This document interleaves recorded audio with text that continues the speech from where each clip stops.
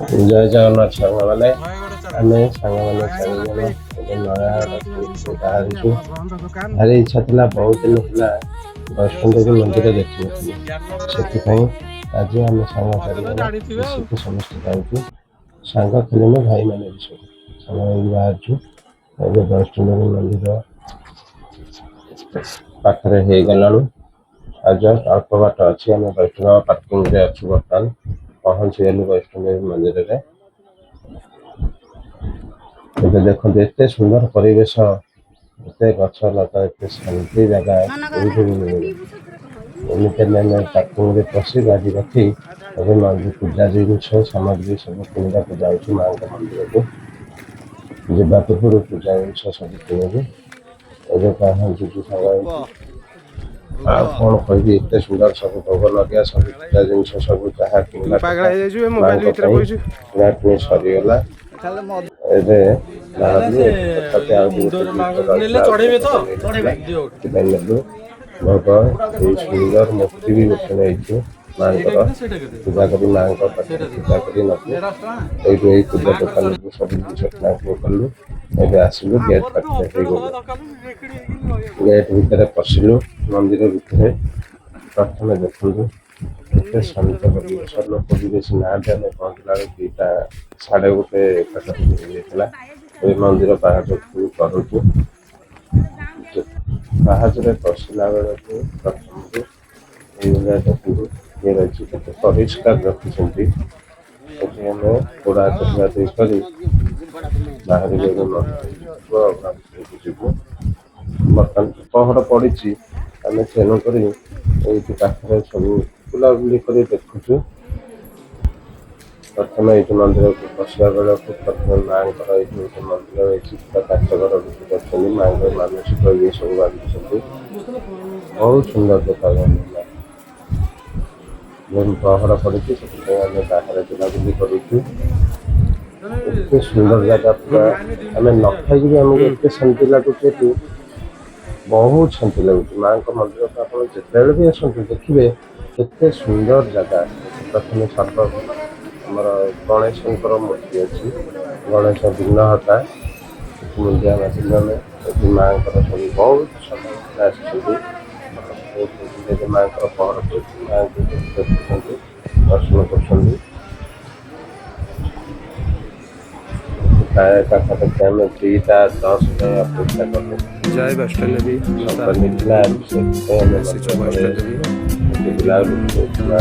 ଆମର ଆଜି ମାଆଙ୍କ ପାଖକୁ ଆସିଛୁ। ଯାହା ହଉ ଭଲ ଧରଣରେ ମାଆଙ୍କର ଦର୍ଶନ ହେଲା। ଏଠି ବର୍ତ୍ତମାନ ପହଡ଼ ପଡ଼ିଛି, ଆମେ ବର୍ତ୍ତମାନ ଯାଉଛୁ ଉପରକୁ। ବହୁତ ସୁନ୍ଦର କାମ କରିଛନ୍ତି। ମନ୍ଦିର ପହଡ଼ ପଡ଼ିଛି, ବନ୍ଦ ଅଛି। ଆମେ ଏଠି ବୁଲାବୁଲି କରୁଛୁ। ଖୋଲିଲେ ଦର୍ଶନ କରି ମାଆଙ୍କୁ ଯିବୁ। ସୁନ୍ଦର ଭାବେ ମାଙ୍କ ମନ୍ଦିର କରିଛନ୍ତି। ମାନେ ଆତ୍ମା ଶାନ୍ତି ହେଇଯାଉଛି। ଜୟ ଜଗନ୍ନାଥ। ମାନେ ଏତେ ଶାନ୍ତି ଲାଗୁଛି। ବର୍ତ୍ତମାନ ପହଡ଼ ପଡ଼ିଛି, ବହୁତ ବଢ଼ିଆ ଲାଗୁଛି।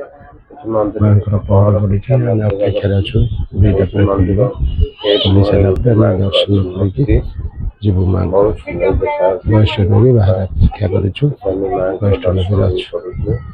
ବୁଲାବୁଲି କରି ସବୁ ଏବେ ପହଡ଼ ଖୋଲିଲା। ପହଡ଼ ଖୋଲିବାକୁ ଲୋକମାନେ ବହୁତ ସମୟ ହେଲାଣି ଅପେକ୍ଷାରେ ଥିଲେ। ଲାଇନରେ ବହୁତ ଲୋକ ଥିଲେ, ତଥାପି ଆମେ ବି ଲାଇନରେ ରହିଲୁ। ଲାଇନରେ ରହିକି ଆମେ ଏବେ ଯାଉଛୁ ମନ୍ଦିର ଭିତରକୁ। ମନ୍ଦିର ଭିତରେ ବହୁତ ସମୟ ଲାଇନରେ ରହିବା ପରେ ତଥାପି ଏଇଠି ଦେଖନ୍ତୁ ଗୁମ୍ଫା ଭିତରେ ପଶିଲୁ। ମନ୍ଦିର ଭିତରେ ଗୁମ୍ଫାଟେ ଅଛି, ତା ଭିତରେ ମାଙ୍କର ପ୍ରତ୍ୟକ୍ଷ ମୂର୍ତ୍ତି ଅଛି। ମାନେ ଧୈର୍ଯ୍ୟ ସମ୍ଭାଳ ହେଉଛି କେମିତି ମାଙ୍କୁ ଦର୍ଶନ କରିବୁ। ଏତେ ଭିଡ଼ ଭିତରେ ବି ଆମେ ଲାଇନ୍ ଠିଆ ହେଇ ଚାଲିଛୁ। ଆଗରେ ବି ଭାଇମାନେ ଭକ୍ତମାନେ ସବୁ ଚାଲିଛନ୍ତି। ମାଙ୍କର ଭକ୍ତମାନେ ଆମେ ବି ମନ୍ଦିର ଭିତରେ ପଶିଲୁ। ଲାଇନରେ ଅଛୁ, ଆଉ କିଛି ସମୟ ଅପେକ୍ଷା କରନ୍ତୁ, ମାଙ୍କର ଦର୍ଶନ ପାଇବେ। ଆମେ ଲାଇନରେ ଅଛୁ, ବର୍ତ୍ତମାନ ବି ଲାଇନରେ ଚାଲିଛୁ। ବହୁତ ଲୋକ ଆସିଛନ୍ତି, ଆମ ପଛରେ ବି ବହୁତ ଲୋକ ଅଛନ୍ତି।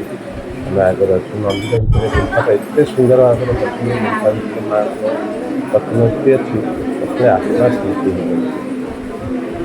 ଜୟ ମା ବୈଷ୍ଣୋଦେବୀ, ଏଠୁ ଛାଡ଼ିକି ଯିବାକୁ ଇଚ୍ଛା ହଉନି। ଯାହା ହଉ ଆମେ ତ ସବୁଠି ଯାଇପାରୁଛୁ ଏଇଠି ବି ହେଲେ ମାଙ୍କର ଦର୍ଶନ କରିପାରିଲି। ଆମ ଓଡ଼ିଶାରେ ମା ବୈଷ୍ଣବୀଙ୍କର ଏମିତି ଗୋଟେ ମୂର୍ତ୍ତି ହେଇଛି ଯାହା ବହୁତ ଖୁସି ଲାଗିଲା ଦେଖିକି। ସାଙ୍ଗମାନେ ମା ସହିତ ଦର୍ଶନ କରି ଏଠି ଆମେ ଏବେ ବାହାରେ ମୁଣ୍ଡିଆ ମାରୁଛୁ।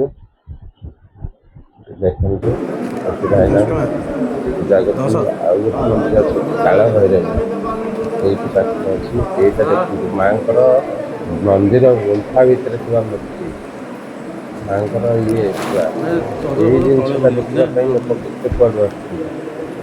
ମା ତ ନୁହେଁ ଜଗତ ଜନନୀ ମା ଅଛନ୍ତି। ଏଇ ଜଗତ ଜନନୀ ମାଙ୍କୁ ଦେଖିବା ପାଇଁ ଲୋକଙ୍କର କେତେ ଭକ୍ତି କେତେ ଶ୍ରଦ୍ଧାରେ ଲୋକମାନେ ଆସୁଛନ୍ତି। ମା ସମସ୍ତଙ୍କର ଆଶା ପୂରଣ କରନ୍ତୁ। ମୋର ମାଙ୍କ ପାଖରେ ଇଚ୍ଛା ଆମମାନଙ୍କର ସବୁ ଭକ୍ତମାନଙ୍କର ମା ପୂରଣ କରନ୍ତୁ। ସେଥିପାଇଁ ମୁଁ ମାଙ୍କ ପାଖରେ ଗୁହାରି କରୁଛି ଯେ ମା ସମସ୍ତଙ୍କର ଦେହ ମୁଣ୍ଡ ଭଲ ରଖନ୍ତୁ, ସମସ୍ତଙ୍କୁ ଭଲ ସମସ୍ତଙ୍କ ସହିତ ଆଶୀର୍ବାଦ ଥାଉ। ଜୟ ମା ବୈଷ୍ଣୋଦେବୀ, ଜୟ ମା ବୈଷ୍ଣୋଦେବୀ, ଜୟ ମା ବୈଷ୍ଣୋଦେବୀ, ଜୟ ମାତା ଦି, ଜୟ ମାତା ଦି, ଜୟ ମାତା ଦି, ଜୟ ମାତା ଦି, ଜୟ ମାତା ଦି।